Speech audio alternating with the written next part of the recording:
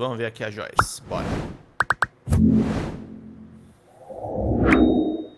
Porque quando o Bolsonaro diz, né, eu nunca vou ser preso, essa coisa toda, isso mostra muito do que ele é, da arrogância que ele tem e desse sentimento que ele tem de que ele é maior do que tudo, do que todos, inclusive do que o Brasil. Então, ele chegou onde chegou porque ele cresceu tanto na cadeira de presidente, naquela mente dele, né, de psicopata, que ele achou que ele era maior que a cadeira de presidente da República e maior do que o país. Então, logo, ele seria inimputável para qualquer coisa na cabeça dele. Então, isso faz parte da personalidade dele, fazer qualquer coisa e independente da lei e achar que a lei nunca vai pegá-lo, né? O que a gente está vendo agora é o contrário. Mas eu tenho algumas fontes dentro do STF que piam no meu ouvido que a prisão de Bolsonaro vai ser em regime fechado inicialmente, não vai ser prisão domiciliar, vai ser em regime fechado. Claro que ele pode, né, inventar um problema de saúde. A gente sabe que ele tem um problema de saúde, isso é uma coisa. Outra coisa é que toda vez que tem uma crise, ele arruma um problema de saúde. É impressionante, é só você ligar os fatos, assim. Tem uma crise, tem um problema, lá vem ele com um probleminha de saúde. Então, ele pode alegar isso para ficar em casa, mas inicialmente a prisão vai ser em regime fechado, sim. Isso inclusive era uma das manchetes de hoje do DCM, né? Até o professor Alexandre duvidava dessa possibilidade por conta justamente da idade avançada, da alegação dessa doença, e talvez agora ele... Obrigado, Lucas! Bom dia, Pedro. Sou contra o Lula inicialmente ir nos debates. Se ele não for, o Flávio não vai, daí o Lula poderá forçar os canais a estruturar melhor os debates e criar mecanismos de expulsão dos candidatos. Hoje o Lula vai no Inteligência Limitada, acho uma decisão acertada, mas tô sentindo falta do Lula nos canais progressistas, né? Deu 2 excelentes entrevistas. Uma no ICL Notícias, né, pro Eduardo Moreira e pro Demore. E outra pro 247, DCM, Revista Fórum, pro Rovai, pro Atushi e pro Kiko. Mas tá faltando ele conversar com mais canais. Defendo, inclusive, que o Lula fale conosco, tá? Acho importante valorizar o trabalho da Folha TV. Vamos lá. Aí pegou a prisão em regime fechado. Claro que não vão jogar ele no meio, né, de todos os presos, né? Como o Lula, ele ficou num lugar de uma cela diferente, tinha algumas regalias que presos normais não têm. Mas é importante que a lei se cumpra como deve ser cumprida para todo mundo. Não é o fato dele ser um ex-presidente da República que ele está acima da lei como ele acha que está. Então, os crimes são muito graves. É uma sequência de crimes gravíssimos que parte da população, infelizmente, não conseguiu digerir ou finge que não entendeu. Né? A gente poderia estar vivendo um golpe agora, a gente poderia estar chorando mortos agora. É uma coisa muito grave. Né? Um dos fatos que eu me afastei do governo foi quando eu descobri que, desde 2019, já havia uma intenção de dar um golpe, na época, por causa da Câmara dos Deputados, por causa do Rodrigo Maia. Mas, assim, é muito grave, eles sempre flertaram com isso. Então, tem gente que minimiza, né? Ai, não, são as tias do Zap, é o morador de rua que estava lá. Gente, olha as imagens do que foi o 8/1. Aquilo lá, a gente não viu nem no Capitólio. Então, assim, foi algo muito grave mesmo. Então, não dá para simplesmente, não, porque ele foi presidente da República, ele não vai para a cadeia. A gente teve outros presidentes que foram para a cadeia, que foram presos. Né? Ele não vai ser o primeiro. Né? Lula também não foi o primeiro, a gente teve outros presidentes que foram presos também. Então, eu acho que é importante que a justiça seja feita. E eu não digo isso com aquela sensação, as pessoas podem achar assim, nossa, ela está vibrando, né? Ela está vibrando, porque Bolsonaro me perseguiu, ele e os filhos, durante 4 anos, 24 horas por dia, com os robôs do Gabinete do Ódio. Enfim, destruiu minha reputação. Que agora as pessoas estão dizendo para mim, nossa, você tinha razão. Agora as pessoas dizem para mim, puxa vida, tudo que você disse está acontecendo, tudo que você falou. Então, eu tenho recebido pelas redes e e-mail muito pedido de desculpa, sabe? Desculpa, eu te julguei mal, aquela coisa toda. Só que eu fui apedrejada, né? Eu fui a Geni durante 4 anos, né? Então, assim, eu fui apedrejada o tempo todo, durante 4 anos, mas nem é por isso que eu comemoro, eu não comemoro. Eu lamento, porque eu gostaria que fosse diferente, mas não foi diferente. E em não sendo diferente, em ele sendo um criminoso que ele precisa cumprir a lei como criminoso que é, porque canalhas também envelhecem. Ah, ele é velho, canalha também fica velho, bandido também fica velho. Então não é porque ele está velho, né, que, não, eu não vou tirar ele aqui dessa prisão. Não, gente, não pode ser assim. Né? A coisa tem que ser do jeito que é para todo mundo. Não pode ter, né, alguém que seja julgado de um jeito diferente porque está velho ou porque foi presidente da República. Não, tem que ser igual para todo mundo e eu acho que é isso que tem que acontecer. Bolsonaro conhece muito bem as leis, ele não é idiota, né? Ele é burrão, mas idiota ele não é. Ele tem uma esperteza assim, ó, que está além de muita gente, né? E, inclusive, o que aconteceu agora, né, no domingo, aquilo lá, gente, foi um desafio, claro, para a justiça. Joyce, esse pessoal que te apedrejou é ok pedirem desculpas. O que se apedrejam desde antes, por conta da carreira, esses vão continuar e com razão. Ai, Fernando, maldade. Foi dizer para a justiça, vamos pingar, gente. Preso, dane-se vocês, né? E aí ele se deu mal, né? E agora é contar aí com 1 mês e meio, mais ou menos, para que ele vá para a prisão, inicialmente em regime fechado. E aí, Joyce, quando você fala, né, quando eu rompi com o governo, já dava esses sinais, primeiro de um golpe, porque tem muitas facetas dos golpes, né, e a gente vê que o bolsonarismo tenta, ora, dentro do próprio legislativo, tenta forçar o pé na porta até com planos de assassinato para solapar o executivo, tenta interceder externamente com os Estados Unidos no judiciário, tem muitas frentes do golpe. Mas lá atrás, você, quando percebe isso, você nota que Bolsonaro conseguiria dar esse golpe? Tinha chance mesmo do Bolsonaro dar esse golpe? Ou quando você diz, ele é burrão, mas não é idiota, você sabia que em algum momento tropeçaria nas pernas e cairia onde está hoje? Não, no primeiro ano de governo não tinha chance de dar o golpe, porque ainda não tinha um alinhamento tão fechado com as Forças Armadas. O Bolsonaro foi construindo isso com as Forças Armadas. Mas já no primeiro ano, entre junho e julho, eu nunca lembro o mês direito, entre junho e julho a gente teve uma reunião na sala do Bolsonaro, e lá estavam presentes eu, o Onyx, o general Mourão, o Hamilton Mourão, tinha mais lá o Bolsonaro, obviamente, mais umas pessoas lá que eu não me lembro quem era. E aí a reunião acabou, a gente foi conversar em grupinhos, o Onyx com o Bolsonaro, eu com o Hamilton Mourão, e aí tava aquela onda na internet do artigo 142, não sei se você se lembra, todo mundo no Twitter, 142, 142, 142, aquela palhaçada toda. E aí eu fiz uma brincadeira com o Mourão. Falei, e aí, Mourão, e essa palhaçada aí do 142? Ele olhou bem sério para mim, olhou nos meus olhos e disse, Joyce, já existe um decreto pronto para ser assinado, é só a Câmara brincar. E apontou para a gaveta da mesa do presidente da República.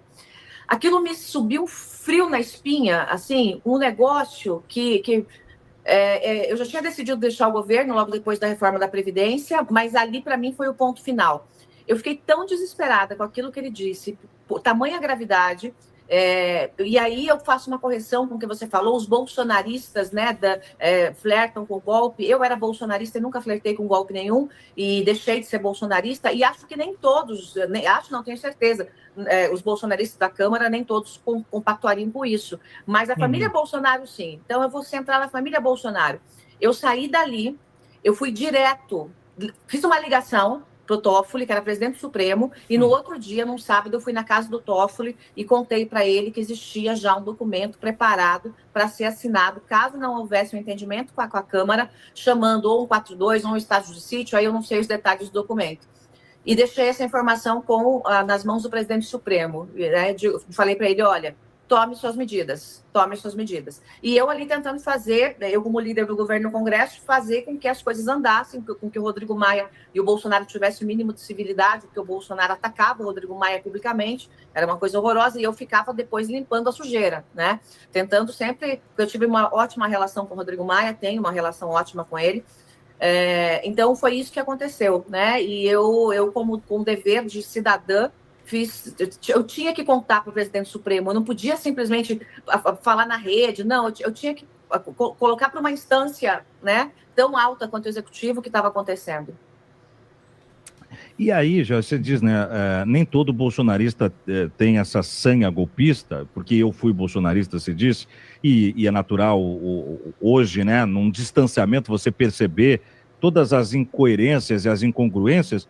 Mas o que te motorizou, o que te motivou a pertencer a essa estrutura Porque Bolsonaro, ao longo da sua trajetória como caixa baixa do clero de segunda prateleira do Congresso, sempre fora um golpista, né? Ele sempre falou em matar Fernando Henrique, que tinha que matar uns 30 mil, defender o Ustra, a ditadura militar. Então, não é uma surpresa quando dá ascensão ao poder que ele vá tentar executar aquilo que sempre narrou. Em que aspecto você tem o insight de perceber assim, ó, tem algo aqui que não coaduna com o que eu vejo de política? E que tipo de política você via em Bolsonaro para pertencer a ela, que hoje você percebe que foi um erro?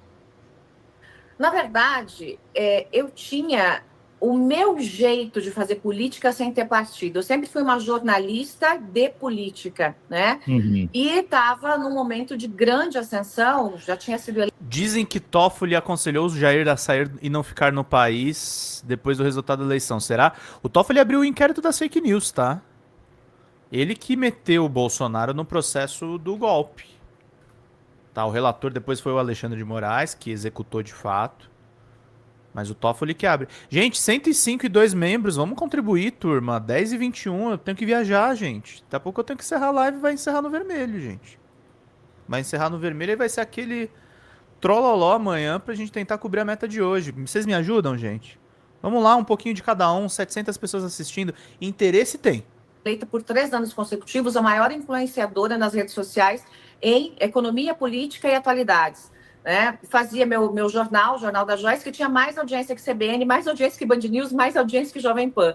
Então, naquele momento, eu estava bombando, por isso mesmo, Bolsonaro me procurou. Em relação a essa sanha golpista que você disse que ele tinha, sinceramente, eu achei que eram arroubos de um boca mole, sabe? Alguém que fala pelos cotovelos. Eu não acreditava naquilo, mas conforme ele foi se aproximando de mim, foi ele que foi se aproximando de mim, ele foi na minha casa, ele viajou até o Nordeste para encontrar comigo numa reunião, ele andou atrás de mim, foi muito tempo. Eu achei, conforme ele foi se achegando e conversando comigo, que ele era um cara honesto. Eu sabia que ele era limitado intelectualmente, eu sabia que ele era burrão, eu sabia que ele tinha um monte de defeitos. Só que esse monte de defeitos você corrige com pessoas qualificadas ao lado dele, com pessoas que possam fazer os seus espaços. E logo no começo, quem eram essas pessoas? Era eu, articulando com o Congresso, era o Bebiano, aliado de primeira hora que Bolsonaro, né, matou 2 vezes, porque o Bebiano morreu de desgosto, e ele, quando chutou o Bebiano, né, ele matou a alma do Bebiano. Né? Era o Bebiano de um lado, a gente tinha o Paulo Guedes do outro lado e o Onyx antes de surtar, porque depois ele deu uma surtada, assim, o Onyx do outro lado. E o Sérgio Moro, antes da gente saber das coisinhas, né? Antes das coisinhas, antes da gente saber que não era bem assim a história. A gente tinha essas pessoas ali do lado dele. E eu realmente acreditava que ele era honesto, né? Algumas pessoas diziam, mas você foi poliana. Paciência, eu fui poliana, talvez por um desejo de ter realmente alguém honesto na presidência da República para ajudar a mudar o Brasil, porque eu entrei para isso. Eu, quando entrei para a política, eu perdi muito dinheiro, eu palestrava o Brasil inteiro, eu cobrava 40 mil uma palestra, eu ganhava 23 mil como deputada, com os descontos, eu chegava a dar 10 palestras por mês, né? Eu tinha o meu trabalho, né, sempre como âncora de grandes programas, então passei por Jovem Pan, CBN, Band News, os Pingos nos Is na Jovem Pan, né, que era líder de audiência. Então, eu larguei tudo. Eu larguei tudo por um projeto que eu acreditava ser um projeto de mudança de nação, que aquelas pessoas que iam chegar lá, iam trabalhar em conjunto, iam fazer a união do país, ia acabar com esse negócio nós e eles, porque na época, inclusive, o Bolsonaro dizia muito, eu dizia muito também, vamos acabar com esse negócio de nós e eles, que a gente atribui, né, à tropa do PT. E eu vi que é tudo a mesma coisa, chegou lá, era pior, era nós e eles pior do que era antigamente. E aquilo foi definhando para mim, sabe? É como se fosse eu cheguei como se fosse assim, uma planta gigante, linda, uma árvore frutífera que foi definhando, a ponto de eu ter que deixar o governo, né? E eu cheguei a adoecer por isso, de tanto que eu somatizei aquela dor de ter apoiado aquela gente, de ter, até hoje eu me culpo por isso, de ter apoiado aquela gente, de ter estado do lado, mas eu fiz o meu papel enquanto deputada. né? Fui relatora do Pronamp, a modernização do Banco Central foi eu que relatei, liderei a reforma da Previdência. Eu sei que o pessoal mais à esquerda, e eu respeito, tá? Não é a favor da reforma da Previdência, mas na minha avaliação, naquele momento, era muito importante para o Brasil não quebrar. Então, liderei a reforma da Previdência, eu fiz o meu papel. Mesmo sofrendo muito, eu fiz o meu papel. Só que o meu desgaste com o governo começou já na transição. As pessoas acham, ai, nossa, ela chegou lá, não era assim. Não, foi na transição já começou o desgaste, porque eu comecei a ver na transição que havia um problema sério ali. Que havia um problema sério e que aquela Cinderela era uma gata borralheira, entendeu? Então foi isso que aconteceu. E esse é um depoimento recorrente de, especialmente, aliados que estiveram na campanha de Bolsonaro, porque muita gente entrou depois de já estar na estrutura de poder, e é muito mais fácil esse casamento quando você já está no poder. Claro, mas porque é negócio, né? Aí é balcão de compra e venda. Mas você citou Bibiano, a gente pode pegar o Julian Lemos, o seu próprio nome, Frota, entre outros nomes que estavam ali, sai nessa ruptura, com aquela pecha do Bolsonaro não carrega feridos e tal, mas mais do que isso, não é só o abandono. Há uma rivalização, você mesmo usou a expressão agora, Joyce, assassinaram a minha reputação, depois você usa a expressão forte, mataram o Bebiano 2 vezes, o próprio Julian cita isso. De onde vem toda esse caldeirão que é uma situação envolvendo as relações de Bolsonaro até subir a rampa, e depois de subir a rampa, isso vai numa metamorfose a ponto de virarem rivais, como você hoje vê a família Bolsonaro? Eu acho que vai muito na transformação que eu disse que aconteceu do Bolsonaro quando ele assumiu a presidência da República. Quando ele assumiu, ele se sentia menor que a cadeira. Então ele sabia que precisava colar na gente, para a gente ajudar ele a caminhar. Ele não caminharia sozinho, né? Ele não tinha as pernas para caminhar. Nós, aquele grupo inicial que estava do lado dele, né? Nós somos as pernas do Bolsonaro. Abraço, Efraim, querido. Vamos, gente. Pingue superchat. Ele começou a sentir o gosto desse poder, sendo chamado para várias coisas, para vários eventos, para várias palestras, né? Sendo embaixadores pedindo para serem recebidos por ele. Aliás, o primeiro embaixador fui eu que levei para recebê-lo, ele morrendo de medo. Mas ele começou, né, a receber embaixadores, grandes empresários que tinham muita bufunfa, né? Então ele começou a inflar. Ele era um bonequinho desse tamanho, sentadinho na cadeira de presidente, precisando da gente para fazer ele andar. E ele começou a inflar, até que ele se sentiu maior que a cadeira de presidente. E aí não tinha quem ele ouvisse. Aí era assim, ele mandava as pessoas... Ele nunca fez isso, ele tentou me agredir fisicamente uma vez, mas eu reagi. Mas ele mandava todo mundo cala a boca, não quero ouvir. Ele começou a tratar todo mundo como lixo, como nada. Então, porque ele se sentiu acima de tudo, acima de todos. Ele se sentiu Deus ali, literalmente. Ele que fala, né, o Brasil acima de todos, Deus acima de tudo. Ele tomou o papel de Deus. Oi gente, eu sou a Sara Miranda do Folha TV, eu tô aqui para agradecer sua presença no nosso canal e pedir para você continuar apoiando o nosso jornalismo progressista e independente que precisa muito da sua ajuda. A primeira coisa, se você não está inscrito no nosso canal, já faz isso agora e receba as notificações das nossas lives.